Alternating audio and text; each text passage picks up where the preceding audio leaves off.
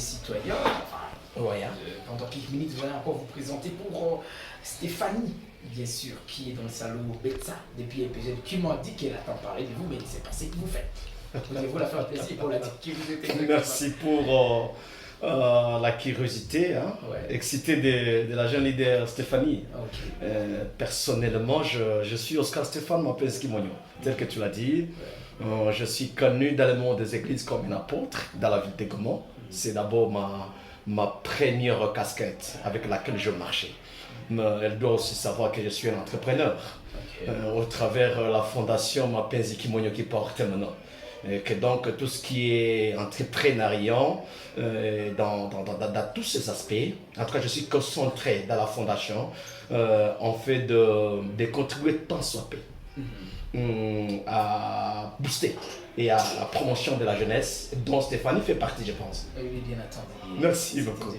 Alors, Mapinski Mogno, Stéphane, quand on parle de vous, apôtre également, entrepreneur, je ne sais pas, est-ce que c'est dans la tradition de tous les apôtres ou le pasteur d'église, responsable d'église, de mélanger cette carrière pastorale avec une carrière entrepreneuriale?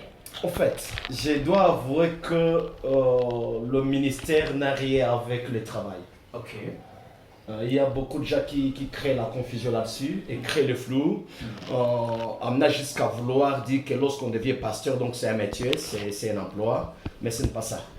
Être pasteur, être prophète, être apôtre, c'est une vocation. Une vocation. C'est possible être pasteur, être évangéliste, mais on est expert en économie. C'est possible. C'est possible, on a la licence, le master en économie, en psychologie, et avoir un travail qui rassure la vie et les besoins courants de la maison. Et donc je vais dire quoi? Je préfère servir Dieu avec mon argent que être seulement pasteur et attendre tout auprès des brebis. C'est très important que nous puissions aussi travailler et gagner la vie comme tout le monde, et avec ça servir Dieu avec son argent. Ah ouais, ça c'est parfait, c'est bien dit. Et vous formez d'autres aspirants pour être pasteur ou apôtre ou encore prophète. Alors, Oui. avant qu'on entre dans les vifs des FOMAC, tout ce qui va avec, nous aimerions savoir l'inspiration pour être apôtre peut venir d'où? Ah oui, c'est toute une histoire, mais j'aurai le plaisir de vous partager notre livre sur la vision de devenir pèlerin adorateur. Okay. C'est un livre que j'ai écrit depuis 2015. Et donc j'aurai l'honneur de vous offrir un. Ça s'achète souvent à $15, mais je vais vous donner gratuitement. Okay. Pour que vous puissiez comprendre les tenants et les aboutissants de comment nous sommes devenus apôtres. Mais comprenez que j'ai un passé d'abord dans les églises de la 8e CEPAC. C'est là où j'ai commencé. Mon père personnellement, il est pasteur de longues années à la 8e CEPAC Minova. Là, je suis dans Minova. Et jusqu'à maintenant, il a presque 79 ans d'âge maintenant.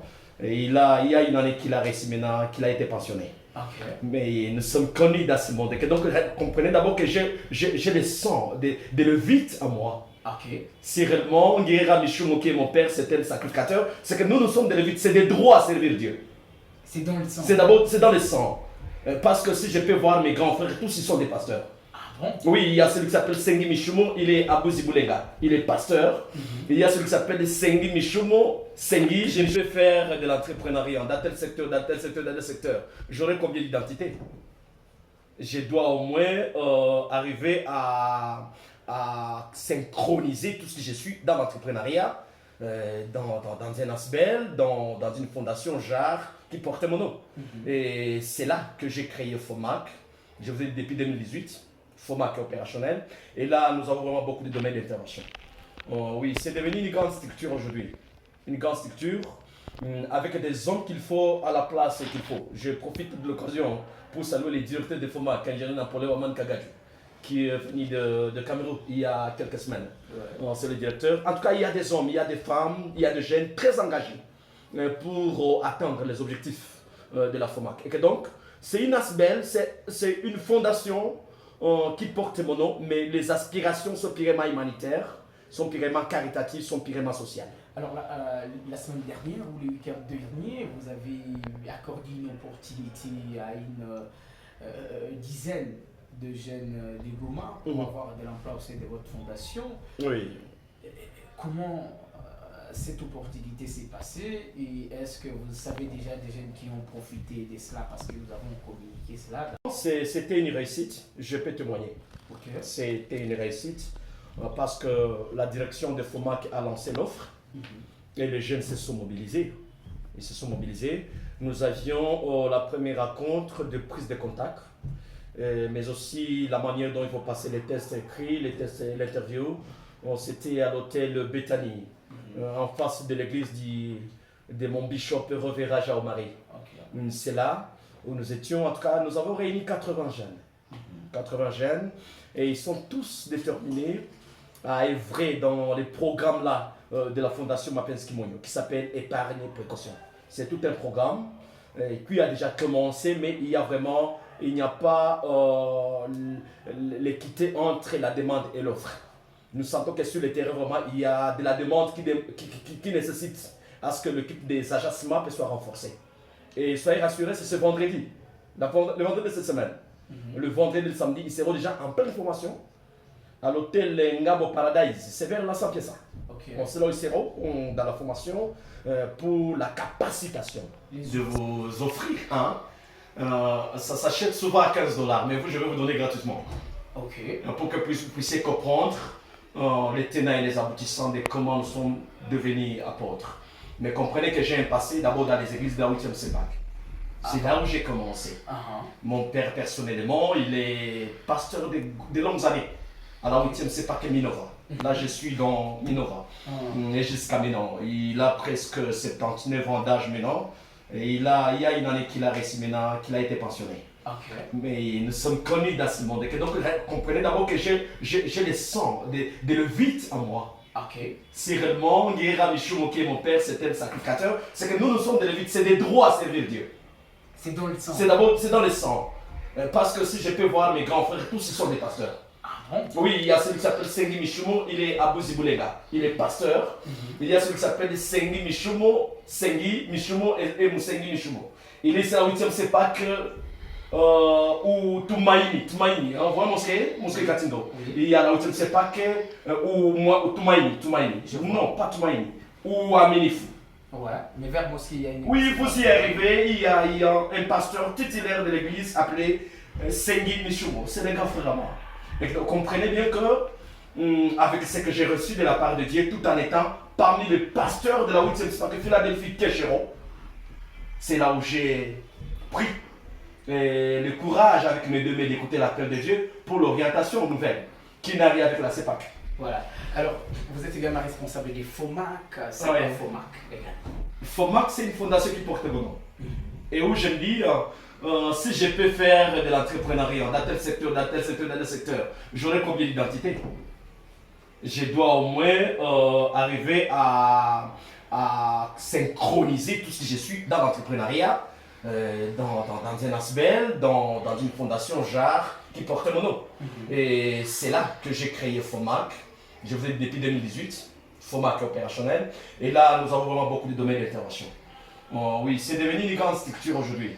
Une grande structure avec des hommes qu'il faut à la place qu'il faut. Je profite de l'occasion pour saluer les directeurs de FOMAC, ingénieur Napoléon Aman Kagadi, qui est venu de Cameroun il y a quelques semaines. Ouais. C'est le directeur. En tout cas, il y a des hommes, il y a des femmes, il y a des jeunes très engagés pour atteindre les objectifs de la FOMAC. Et que donc, c'est une ASBEL, c'est une fondation qui porte mon nom, mais les aspirations sont purement humanitaires, sont purement caritatives, sont purement sociales. Alors, la semaine dernière ou le week-end dernier, vous avez accordé une opportunité à une dizaine de jeunes des Goma pour avoir de l'emploi au sein de votre fondation. Oui. Comment cette opportunité s'est passée et est-ce que vous savez déjà des jeunes qui ont profité de cela parce que nous avons communiqué cela dans nos émissions et aussi sur les réseaux pour dire qu'il faut accorder l'opportunité aux jeunes? Évidemment, c'était une réussite, je peux témoigner. Okay. C'était une réussite parce que la direction de FOMAC a lancé l'offre Et les jeunes se sont mobilisés.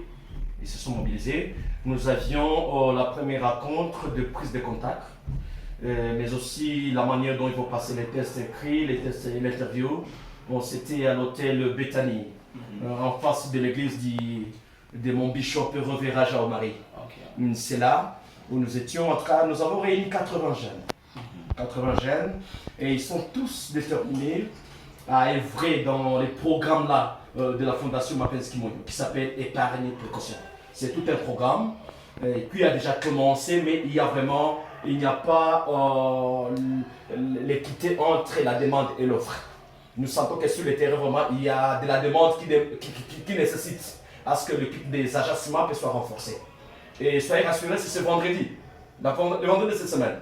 Le vendredi et le samedi, ils seront déjà en pleine formation à l'hôtel Ngabo Paradise. C'est vers l'ensemble de ça. Okay. Ils seront dans la formation pour la capacitation. Les outils, les former, évidemment. Pour être efficace. Pour être efficace. Parce que nous attendons vraiment des résultats escomptés qui demandent à ce qu'il doit d'abord être outillé avant de commencer le travail. D'accord. Oui. En termes d'âge, c'était des gens qui sont dans quel intermédiaire d'âge qui étaient électifs à cette opportunité? En tout cas, je dois vous rassurer, je fais confiance à la jeunesse. Depuis un temps, si vous entrez même dans mon cabinet de travail, vous allez rencontrer des jeunes de 18 ans, 19 ans, 20 ans. En tout cas, dans mon équipe, j'ai rarement quelqu'un de 30 ans. Ce sont des jeunes qui vient de terminer fraîchement les études. Okay. Il a sa licence, il a le master, il a fraîchement les diplômes de graduat, ok? Et là, il bosse comme tu ne peux pas imaginer. Tous ceux dont nous avons recruté vraiment sont des jeunes qui se trouvent dans la tranche d'âge de 19 ans à 26 ans. Alors, au sein de la Fondation Mapenzi Moyo, il y a un article que vous avez publié aujourd'hui, dont vous êtes auteur en tant que visionnaire, responsable de la Fondation, de la FOMAC. Dans cet article, vous êtes revenu sur l'importance d'épargne. Est-ce que vous pouvez partager aux auditeurs la quintessence de cet article? Merci beaucoup. C'était un article d'abord qui est motivé par quoi? C'est par là que je vais commencer. Oui. Ce sont les membres. Il y avait quelques préoccupations qu'exprimaient les membres qui sont déjà dans ces programmes épargne et précaution. Alors lorsque c'était devenu 3, 4, 5 préoccupations, on s'est dit non, c'est que c'est toute l'opinion qui doit être éclairée. Ouais. Parce que nous sommes en train de dire à tous les mamamboga de la ville de Goma, nous sommes en train de dire à tous ceux qui sont patondogo comme moi, tous ceux qui sont du bas peuple comme le pauvre Oscar, que nous devons tous nous mettre ensemble pour prouver que c'est possible que le développement commence de la base jusqu'au sommet. Que ça ne doit pas toujours venir du sommet. Ouais. Pour aller à la base. Mais c'est possible que tous les peuples que nous sommes, nous puissions nous mettre ensemble, la population lambda se mettre ensemble et commencer et quelque chose qui va étonner les sommets au niveau de la base. C'est là où nous avons décidé de lancer les programmes épargne et précaution, bien entendu aux côtés du programme des AVEC qu'on avait déjà lancé il y a 5 ans. Oui. Aux côtés du programme de l'Ikirimba qu'on avait déjà lancé il y a 3 ans.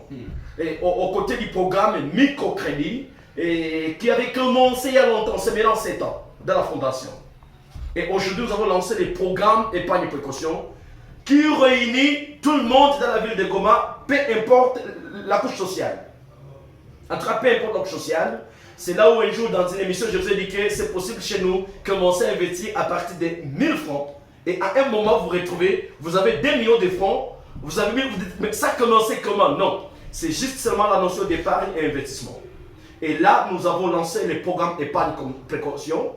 C'est juste un programme de carnet où chacun, selon son petit business, ou selon son grand business, ou selon l'emploi, le bureau, la fonction qu'il assigne dans telle ou telle autre entreprise ou secteur de l'État, il s'est dit, moi, je serai capable d'épargner autant chaque jour.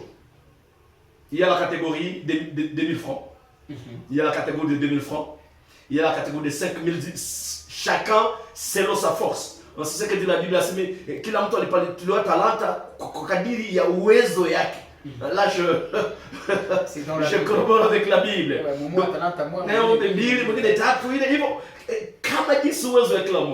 Et puis là, je vous assure, ils sont en train de mettre petit à petit, mais il faut une équipe parce que c'est toute la ville qui est en train d'embraser les programmes. c'est toute la ville. Il suffirait d'entrer aujourd'hui dans les quartiers Lac Vert, dans les quartiers Mugunga, dans les quartiers Tochero, dans les quartiers Ndosho, monter ici vers Bouéné, et va aller 3 lampes, 4 lampes, aller d'Abiré, Mapendo, je vous assure, il suffirait de dire FOMAC et tout le monde va se mobiliser pour recevoir. Parce que c'est toutes les couches de la ville de Goma qui sont en train de s'approprier les programmes. Et que donc, les agences MAP sont là maintenant pour rencontrer les membres sur les lieux de travail. Ils déposent chaque jour ce qu'il a, ils déposent. Et pour votre information, dans l'épargne précaution, ce sont des fonds disponibles que le membre doit retirer tout le temps qu'il y a l'imprévu, tout le temps qu'il y a un besoin urgent. Tout le temps. Donc, au lieu de toucher dans l'argent que tu dois scolariser les enfants, tu touches là où tu déposes. Au lieu de toucher l'argent dans ton business et diminuer le capital, tu dis non, je dépose quelque part, tu vas toucher là-bas.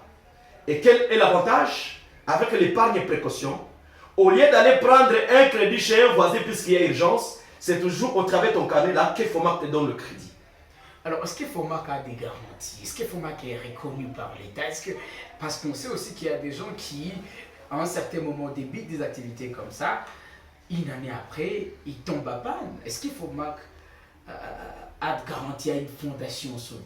Bien que FOMAC a déjà inauguré, je sais que dans votre réponse, vous allez nous dire, on existe depuis 2018. C'est vrai, mais cette question peut toujours revenir. En tout cas, là, je ne saurais pas y aller avec le dos de cuillère.